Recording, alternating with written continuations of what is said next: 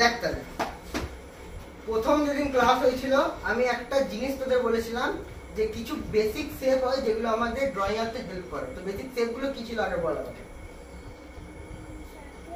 Circle, triangle আর half circle, square.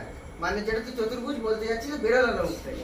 ঠিক আছে, দেখ আজকে আমরা এই রুলসটা ফলো করে, হ্যাঁ এই রুল, এই চারটে শেপ দিয়ে আমরা মোটামুটি এই ড্রয়িংটা আঁকবো। ঠিক আছে, একদম ইজি রুলস। দেখ ঠিক আছে, প্রথমে আমি যে ড্রয়িংটা দেখতে পাচ্ছি, ড্রয়িং আমি কি দেখতে পাচ্ছি? পেন্সিলের শার্প নেই, কারোর শার্প নেই, শার্প পেন্সিল। হ্যাঁ এটা কার? কার এটা? তোর না, কার এটা? ঠিক আছে রাখ। দেখ আমাকে নিয়ে দাও। হ্যাঁ ঠিক আছে, ঠিক আছে। দেখ প্রথমে নরমাল একটা সার্কেল আঁকবো আমরা। ঠিক আছে, একটা সার্কেল বানালাম, সার্কেল হয়ে গেল। এরপরে আমরা কি দেখছি? এটা না দেখ মোটামুটি হাফ সার্কেলের মতো আমার লাগছে। তাহলে আমরা এখান থেকে একটা হাফ সার্কেল বানিয়ে নেবো। এখান থেকে হাফ সার্কেল বানিয়ে নিলাম।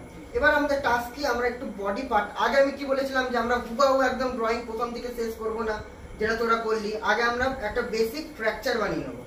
ঠিক আছে, এদিক দিয়ে আমার হয়ে গেল বডিটা। এবার দেখ এদিক দিয়ে আমার চলে এলো পাটা। দেখ পাটা কাইন্ড অফ আমার একটু যে স্কোয়ার শেপের মতো লাগছে। হ্যাঁ হলো।